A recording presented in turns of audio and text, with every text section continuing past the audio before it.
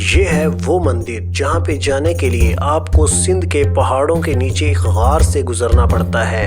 यहाँ पे है मोहिंजोदारो के खंडरात और 7 सहेलियों का एक अजीबोगरीब कब्रिस्तान। सक्कर और रोड़ी के दरिया में मौजूद एक जजीरे पे हिंदुओं का बहुत पुराना कबीला और सिंध की कुछ तारीखी जगहों की कहानियाँ जो आप देखेंगे इस वीडियो में।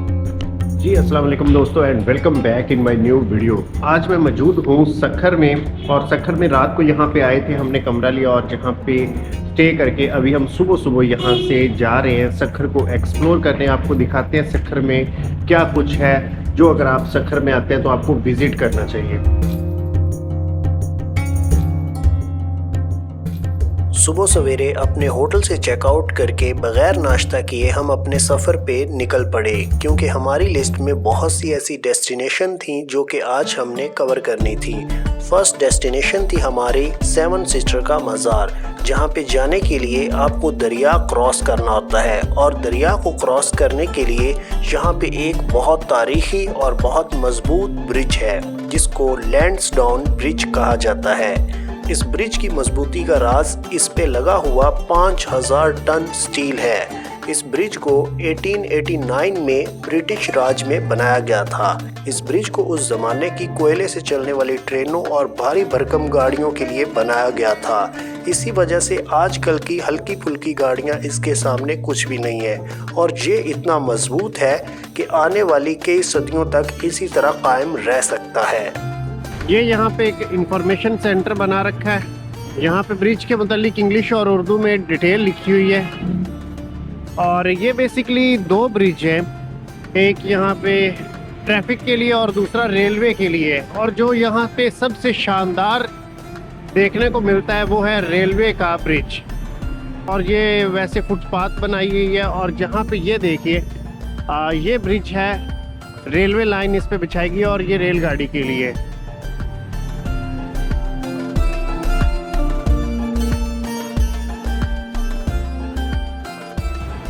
और कुछ इस तरह से इसको डिज़ाइन किया गया है जो कि एक पुराने तारीखी किले की वाइब यहाँ पे देता है। इस ब्रिज के लेफ्ट साइड पे थोड़ा चलने के बाद आपको एक कब्रिस्तान का रास्ता देखने को मिलेगा। ये कब्रिस्तान अब एक टूरिस्ट स्पॉट बन चुका है। इस कब्रिस्तान में ख़ास बात यह है कि यहाँ पे एक गार है जहाँ पे सिंध और बलूचिस्तान की औरतों का ये अकीदा है कि यहाँ पे वो कोई भी मन्नत मांगे तो उनकी दुआ कबूल हो जाती है। खासकर यहाँ पे वो औरतें आती हैं जिनको औलाद नहीं होती। यहाँ पे एक ख़ास गार है जिसका रास्ता यहाँ से जाता है। यहाँ पे छोटे छोटे कमरे बने हुए हैं। कुछ अर्सा पहले यहाँ पे हर तरफ बच्चों के झूले पड़ा हुआ करते थे जिनके ऊपर डोरियाँ बांध के औरतें मन्नतें मांगती थीं, लेकिन अभी इस गार से वो सारे झूले, वो सारी मन्नतों की डोरियां हटा दी गई हैं और ये एक टूरिस्ट स्पॉट बन चुका है। लेकिन अभी भी सिंध और बलूचिस्तान की औरतों का यही अकीदा है कि यहाँ पे जिनको औलाद नहीं होती वो मन्नत मांगे तो उनको अल्लाह ताला की तरफ से औलाद हो जाती है।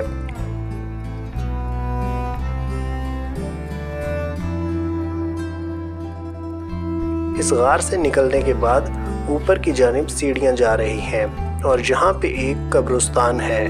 कहा जाता है कि एक अरसा पहले यहाँ पे सिर्फ ये 7 कब्रें हुआ करती थीं, लेकिन आहिस्ता आहिस्ता यहाँ पे मज़ीद कब्रें लोगों ने बना दी और अब ये मुकम्मल एक कब्रिस्तान बन चुका है।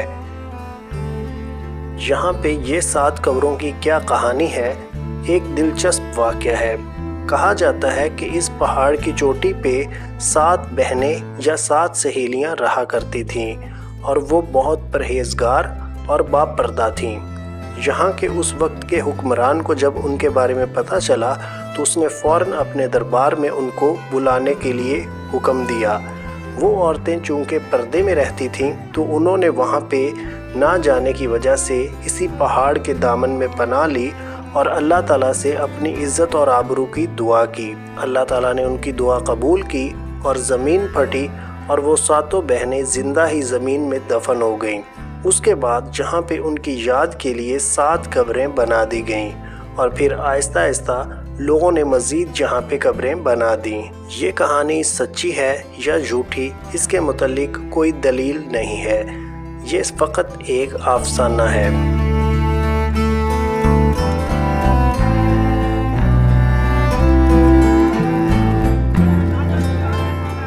इस कब्रिस्तान से नीचे उतरें तो यहाँ पे दूसरी जानिब कश्तियाँ लगी हुई हैं। इन कश्तियों में बैठ के आप दरिया के दरमियान में जजीरे पे पहुँच सकते हैं। इस जजीरे पे हिंदू लोगों का शहर है और इस शहर में सारे के सारे हिंदू रहते हैं। उनके यहाँ पे टेंपल है, मज़ार हैं और उनके ही रस्म व रवाज हैं। यहाँ पे जो कश्तियाँ हैं इनका कोई किराया नहीं है। अगर यहाँ पे कोई टूरिस्ट या कोई भी शहर का बंदा वहाँ पे जाना या आना चाहे तो बिल्कुल फ्री में आपको राइड मिलती है। आप जब शहर में पहुँचते हैं तो यहाँ पे सबसे पहले आपको बड़ी बड़ी इमारतें देखने को मिलती हैं। इनके अंदर काफ़ी सारे मंदिर हैं और काफ़ी सारी मूर्तियाँ हैं। तो चलिए एक एक करके सब के बारे में यहाँ पे देखते हैं। लकड़ी से बने हुए यहाँ पे खूबसूरत दरवाजे, खिड़कियाँ और बालकनियाँ हैं। यहाँ पे एक बहुत ही ख़ास श्री अन्नपूर्णा काली देवी का मंदिर है। यहाँ पे बहुत दूर दूर से हिंदुओं के ज़ाहिरीन आते हैं और जहाँ पे अपनी अकीदत, अपने रस्म व रवाज अदा करते हैं। कहा जाता है कि इंडिया से भी लोग यहाँ पे आते हैं। यहाँ पे एक गार है और ये गार बहुत ही अजीबो गरीब है। पहाड़ के नीचे कुदरती तौर पे ये एक जगह बनी हुई है जहाँ पे अलग अलग तरह की मूर्तियाँ रखी गई हैं और कहा जाता है कि ये बहुत पुराना मंदिर है।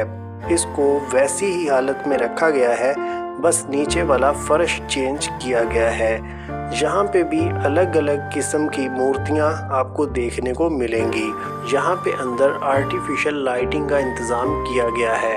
कहा जाता है इस गार के आखिर में एक बहुत लंबी गार हुआ करती थी जिसको अभी बंद कर दिया गया है, जबकि वो गार बलूचिस्तान से जाके निकलती थी। आगे चलें तो इस गार का एक सिरा एक अगले मंदिर की तरफ से निकलता है।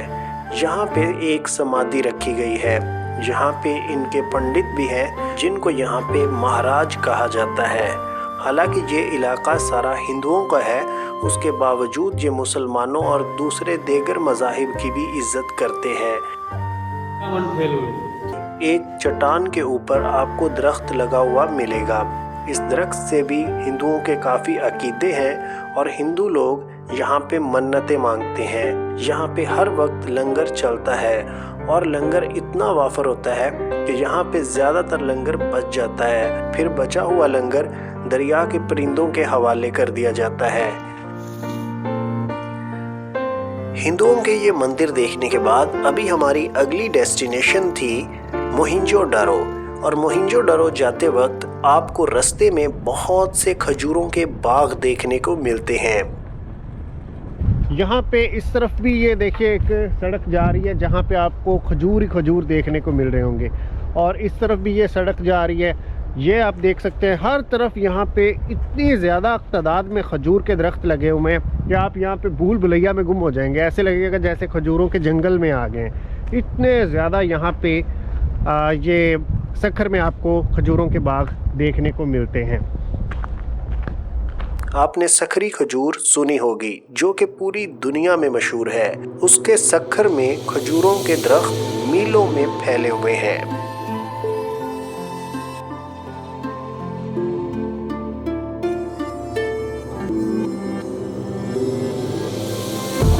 अभी सखर को कवर करने के बाद अभी हम निकल चुके हैं आगे मोहिंजोदारो की तरफ। तो यहाँ पे एक होटल था, हमने सोचा यहीं पे नाश्ता कर लेते हैं क्योंकि सुबह से नाश्ता भी नहीं कर रखा।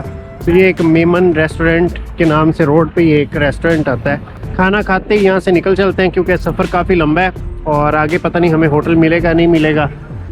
तो अभी 12 का टाइम हो चुका है, बस खा पी के यहाँ से निकलते हैं। चूँकि आज हमने बहुत से इलाके विज़िट करने थे तो खाना खाते ही हम फ़ौरन से निकल पड़े अपनी अगली डेस्टिनेशन की तरफ, और करीबन 2.5 घंटों के बाद हम सखर से मोहिंजोदारो पहुंच गए। मोहिंजोदारो पाकिस्तान के सूबा सिंध में दरियाए सिंध के करीब वाक़या है। ये शहर 4500 साल पुराना है। ये इंडस वैली सिविलाइजेशन का हिस्सा था। मोहिंजोदड़ो का बेसिकली मतलब है मुर्दों का टीला, लेकिन असल में ये अपने दौर का सबसे ज़्यादा तरक्की याफ्ता और मुनज़्ज़म शहर था। इस शहर की सबसे ख़ास बात थी इसका प्लानिंग सिस्टम। गलियां सीधी और एक दूसरे को 90 डिग्री से काटती थीं, बिल्कुल आज के मॉडर्न शहरों की तरह। हर घर में पानी का इंतज़ाम और ड्रेनेज सिस्टम था। सोचिए 4500 साल पहले लोगों ने अंडरग्राउंड गटर सिस्टम बना रखे थे। यहाँ का मशहूर हिस्सा ग्रेट बाथ था। ग्रेट बाथ मतलब बड़ा हमाम, जहाँ पे लोग शायद अपनी मजहबी रसूमात के लिए गुस्ल करते थे। इसके अलावा अनाज को स्टोर रखने के लिए ग्रैंड्रीज भी मौजूद थीं। मोहिंजोदड़ो में जितने भी आपको घर दिखेंगे पक्की ईंटों से बने हुए हैं। हालांकि उस ज़माने में ये सब कुछ नहीं हुआ करता था, लेकिन इस शहर को जब 1980 में दरियाफ्त किया गया तो लोग देख के ये सब चीज़ें हैरान रह गए। इस शहर की अपनी एक ज़बान थी जो कि समझ में आज तक किसी के नहीं आ सकी, और ये एक मिस्ट्री बन के रह गई है। इस चीज़ को आप तब एक्सपीरियंस करेंगे जब आप खुद इस जगह को विज़िट करेंगे।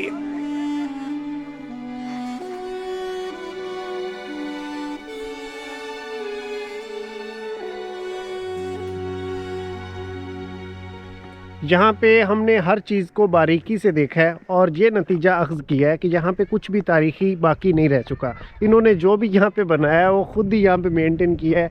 ये देख लें, वहाँ पे ऊपर पैप का जो सीवरेज का इंतज़ाम था वो ख़ुद भी इन्होंने पैप वहाँ पे डाले। और ये देखिए, यहाँ से पानी चल के आता था और वहाँ पे ये इनका सीवरेज का इंतज़ाम था।